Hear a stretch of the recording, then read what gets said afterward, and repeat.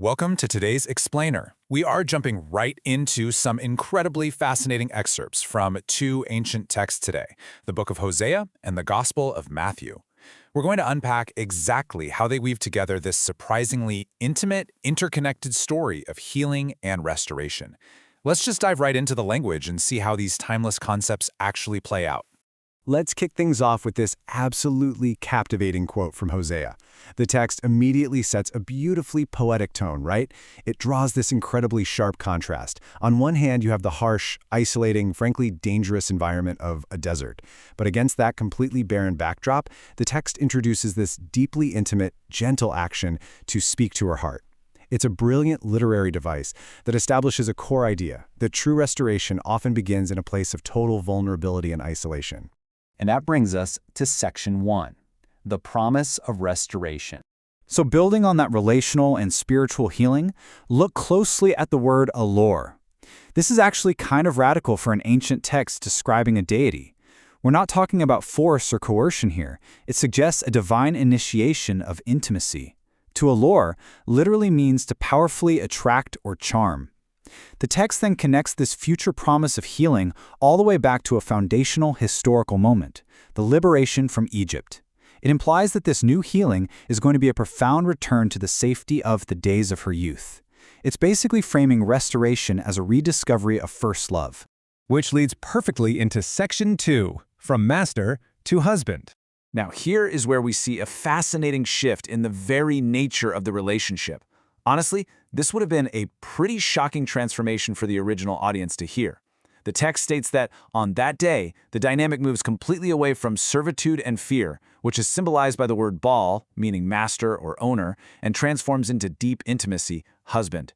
It's a total reimagining of authority. It's telling us that true restoration requires moving away from ownership and stepping into partnership.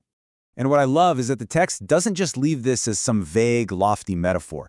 It explicitly defines exactly what this forever espousal looks like, laying out these 5 powerful qualities: right, justice, love, mercy, and fidelity.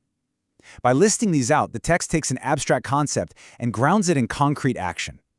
Think about modern relationships, right? This isn't just a fleeting emotion. It's a covenant built on a rock-solid foundation of mutual respect and steadfast love. All right, moving on to Section 3, desperation and interruption. We're pivoting now from the spiritual intimacy and poetry of Hosea to the sheer physical urgency found in the Gospel of Matthew. Notice how this narrative maps out a story wrapped entirely inside another story. It starts with a very clear goal, a journey to heal the dead, but then it's suddenly interrupted by the urgent needs of the living. This structure highlights a really beautiful kind of chaos, proving that the path to restoration is almost never a straight, uninterrupted line. The narrative tension ramps up immediately with this startling quote. Picture this scene. An official comes forward and kneels. Think about the gravity of that for a second. An official, a guy with real status, brought literally to his knees by desperation. His statement, "My daughter has just died," is incredibly final, yet it's followed by this absolute, desperate certainty in the restorer's power over physical death. "But come, lay your hand on her, and she will live." The sheer, unwavering belief displayed here sets the stakes incredibly high for everything that follows. Let's zoom in on that interruption in Section 4, the power of quiet faith. To truly grasp the mechanics of belief here, we really have to focus on the number 12. The text makes a point to specify she had been suffering from hemorrhages for 12 long years. That is over a decade of chronic, unrelenting physical suffering. But in the context of that specific time, that also meant 12 years of absolute ritual impurity and severe social isolation. She literally wasn't supposed to touch anyone. It's that profound level of desperation that drives her to approach quietly from behind, seeking just the slightest connection with the tassel of his cloak. And the text gives us this incredible, powerful glimpse right into her internal monologue. "If only I can touch his cloak, I shall be cured." Unlike the official who boldly demanded a physical laying on of hands right in front of everyone, her faith is quiet, it's isolated. She firmly believes that healing requires only the absolute slightest, almost imperceptible physical touch. So the absolute crucial moment here is how the divine figure responds. He doesn't just let her slip away unnoticed back into the crowd, no. He stops, he turns around, he sees her, and he provides this vital, outward validation. He responds to her silent, internal belief with a spoken, deeply intimate familial term, daughter. He tells her, "Courage, daughter, Your faith has saved you. And the text notes that from that exact hour, she was cured. It's this breathtaking moment where quiet faith meets overwhelming, affirming compassion. This brings us back to the main journey in Section 5, awakening from the commotion. So we're back at the official's house, and the text specifically highlights this stark contrast. You've got the chaotic, performative mourning of the crowd clashing with the calm, reframing authority of the divine figure. There are flute players and people making a huge commotion, totally entrenched in the finality of death. But in stark contrast, you have this incredibly quiet, paradigm-shifting declaration.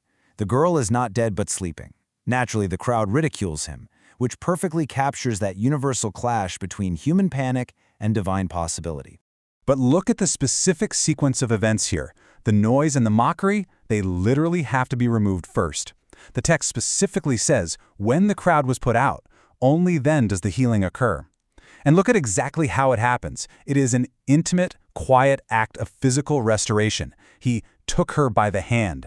This simple physical connection is what brings the girl back to life.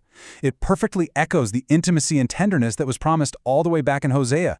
Let's tie all of this together in Section 6, the Unified Divine Covenant. It's really amazing to see how these texts speak to one another across time.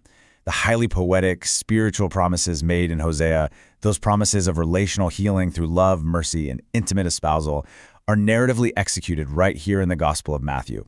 In Matthew, we see physical restoration happening through quiet compassion and intimate physical touch, speaking to a woman's heart in the crowd, taking a little girl by the hand. The abstract becomes beautifully concrete, and it concludes by noting the news of this spread throughout all the land, showing the massive outward ripple effect of this very localized, intimate healing. So I want to leave you with a thought to really chew on today. When we look at both Hosea and Matthew, how does the shift from fear-based servitude to love and intimacy change the way we fundamentally view the process of healing? These texts really challenge us to see restoration not as some transactional demand to a master, but as a deeply relational act of profound mercy from a partner. Thank you so much for joining me for this explainer, and I hope this closer look has sparked your curiosity to go explore these narratives even further.